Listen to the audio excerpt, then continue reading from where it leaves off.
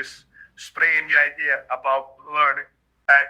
It doesn't feel like climbing a mountain with rocks in your shoes. If it's not painful, frustrating, and exhausting, then somehow it's not real learning. But that's a funny thing. That's way because when you watch a child figure something out, really figure it out, you don't see suffering. You see curiosity. You see play. You see someone poking at the wall, turning it around, asking why over and over again. Not because they have to, but because they want to. So maybe the problem isn't that learning is hard.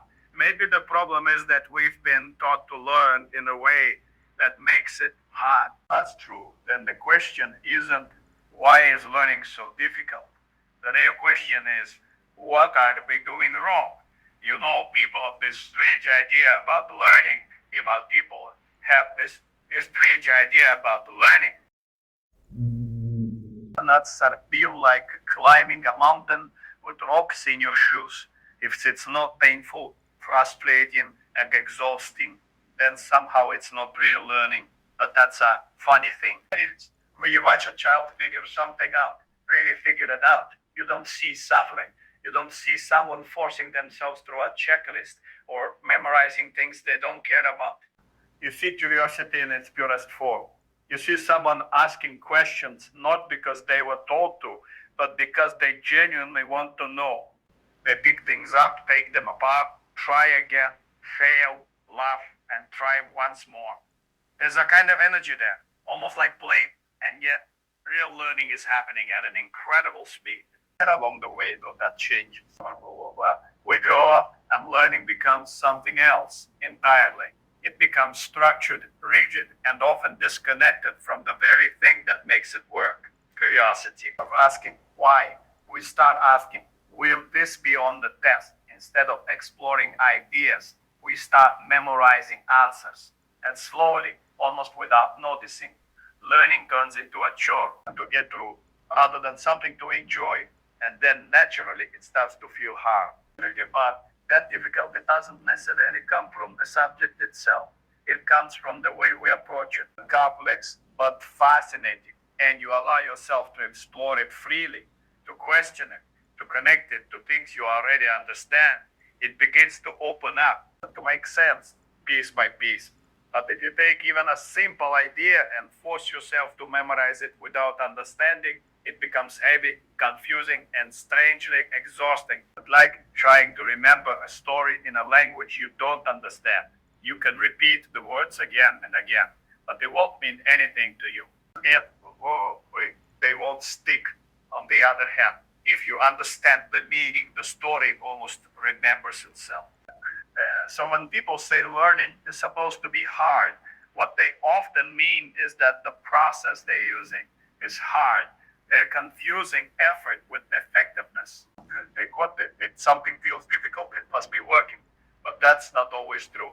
Sometimes difficulty is just a sign that something isn't clicking, that the approach needs to change. Real learning has a different feeling to it. It's not always easy, but it has a kind of clarity.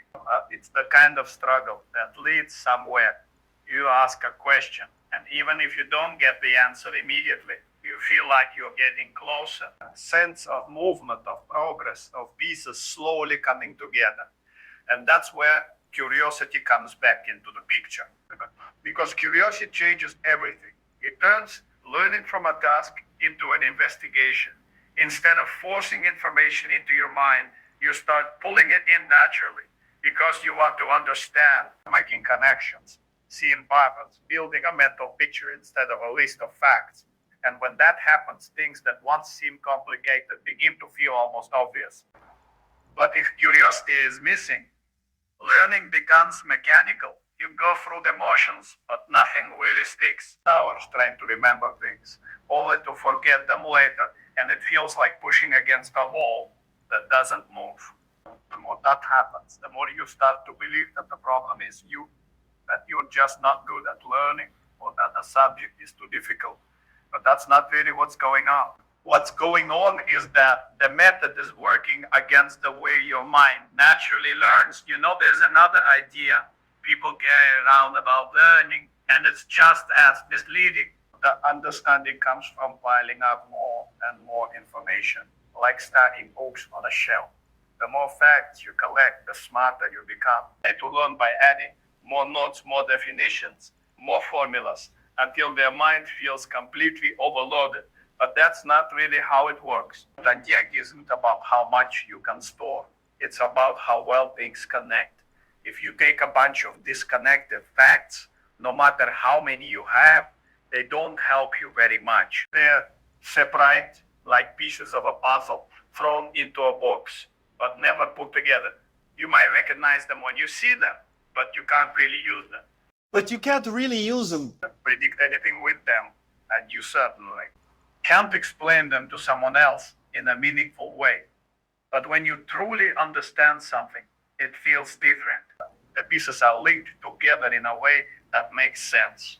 One idea leads naturally to another from a simple principle and work your way outward, building a whole structure in your mind.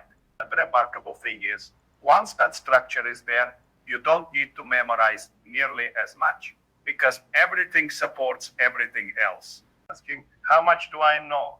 A better question might be, how well do I understand the relationships between the things I know? That shift changes everything. When it becomes less about memorizing and more about figuring things out. You start asking different kinds of questions. Instead of what is the answer, you ask, what does this make sense? Instead of what do I need to remember, you ask, how does this connect to what I already understand? And those questions lead you deeper. For example, if you're learning something like a scientific concept, you don't just accept the formula or the definition as something to store away. You play with it. That's it in your mind. You ask, what would happen if something changed? Or why couldn't be any other way? Read in your own words, even if those words are clumsy at first. And in doing that, you start to see the idea from the inside, not just from the surface. The lead becomes lighter, not heavier. Because instead of carrying around a growing list of facts, you're building a system that organizes itself. That new information doesn't feel like an extra burden. It feels like another piece that fits into place. When something doesn't fit, that's interesting too, because it tells you there's something you don't fully understand yet. But when learning is treated as accumulation, ever, feels heavy. You keep adding more and more, but nothing seems to stick properly.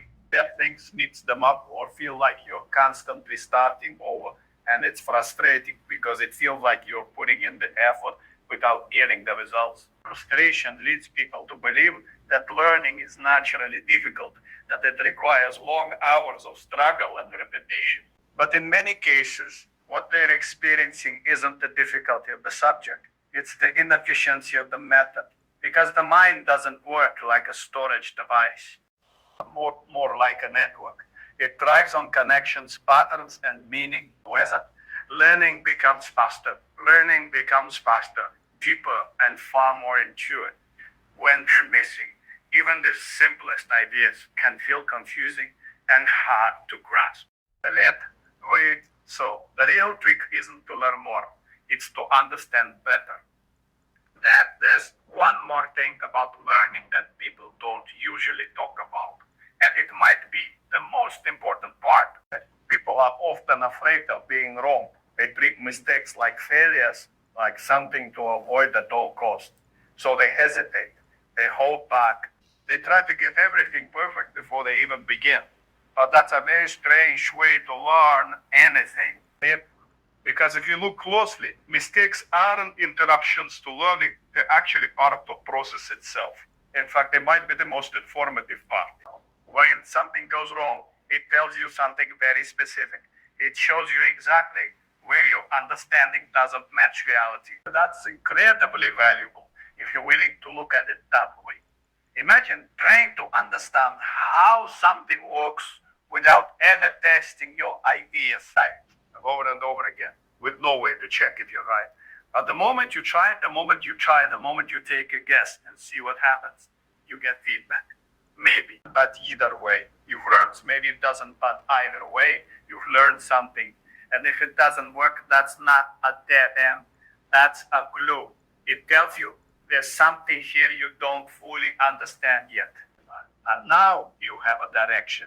You can go back, look again, ask new questions, and refine your thinking. That narrows the gap between what you think is true and what actually is. But when people are afraid of being wrong, they miss all of that. They're unsure about, they stick to what feels safe, what they already know, or what they can memorize without really engaging with it. And as a result, their understanding stays shallow. It looks solid on the surface, but it hasn't been tested, stretched, or challenged. Real learning doesn't happen in that safe zone. It happens when you're willing to take a risk, to say, this is what I think is going on, and then check if that idea holds up. It doesn't. Sometimes it doesn't hold up immediately. But that's not a problem. It's progress. Because now you're closer to the truth than you were before. There's a kind of freedom in that way of thinking. You're no longer trying to protect yourself from mistakes. You're using them.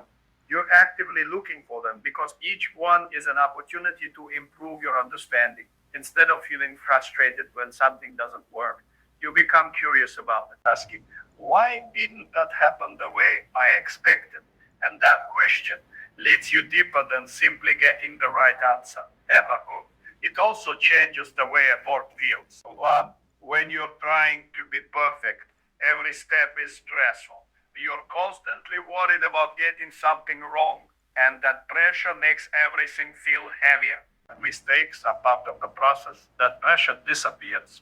You can explore more freely, think more open, and actually enjoy figuring things out. And interestingly, that's when you start improving faster. Because you're no longer stuck repeating the same patterns. You're adjusting, refining, and evolving your understanding with each attempt. You're learning from the practice, so you're learning from the practice. So instead of asking, how do I avoid mistakes? It might be more useful to ask, what can this mistake teach me? And once you start thinking that way, the whole experience of learning begins to change. There's also this quiet assumption people make, almost without realizing it. Learning is something that happens by sitting still and listening carefully enough, as if knowledge is a kind of substance that can be brought from one mind into another, provided you don't interrupt the flow. They're trying to concentrate harder, thinking that if they just focus enough, everything will somehow stick. But that picture isn't quite right. Really is that a passive process. It's not something that happens to you. It's something you do. If you think about it, simply hearing an explanation doesn't guarantee understanding. You can listen to the same idea multiple times, even repeat it back word for word, and still not really grasp what it means. It's like hearing the description of a place you have never been. You might remember the words, but you don't have a real sense of it. Understanding only begins when you start interacting with the idea. When you take it apart, question it, try to apply it, or even try to explain it in your own way, something changes. The idea stops being external and starts becoming part of your own thinking. You're no longer just receiving it, you're reshaping it, testing it, and making it your own. And that process is active, but not the kind of effort people usually imagine. It's not about forcing yourself to sit longer or push harder through conditioning. It's about engaging more deeply. What does this really mean? Or can I think of an example? Or what happens if I change this path? Those questions pull you into the idea and make it clearer. At that interaction, letting stays fragile. You might feel like you understand something while it's being explained because it seems familiar in the moment, but reduce it on your own. It falls apart. That's not because you weren't paying attention. It's because you weren't paying attention. It's because you never really worked with the idea yourself. It's like watching someone else solve a puzzle. While they are doing it, everything seems obvious. Each step makes sense as you see it happen. But if you were handed the same puzzle afterward, you might not know where to begin. Drafting was never yours. It belonged to the person doing the work. So real learning requires participation. You have to be the one moving the pieces, making the decisions, and sometimes getting stuck. And that's an important part of it, getting stuck. Because when you reach a point where things don't immediately make sense, that's where your thinking has to become more active. You have to slow down, examine what you know, and figure out what's missing. That moment of struggle isn't a sign that something is wrong. It's a sign that something meaningful is happening. Your mind is trying to build a connection, to fill in a gap, to resolve a contradiction. To fill in a gap, to resolve a contradiction. And if you stay with it, if you keep asking questions and trying different approaches, that gap eventually closes and the understanding becomes much stronger. But that process, if you avoid that process, if you rely only on listening or reading, the understanding never solidifies. It remains surface level, easy to forget, and difficult to apply. That's why simply spending more time isn't always the answer. You can sit with a subject for hours, but if you're not actively engaging with it, very little of that time translates into real understanding. On the other hand, a shorter period of focused active thinking can lead to much deeper learning. So the key isn't just attention, but action. It's the difference between watching and doing, between hearing and figuring out, between recognizing something and truly understanding. で、こう。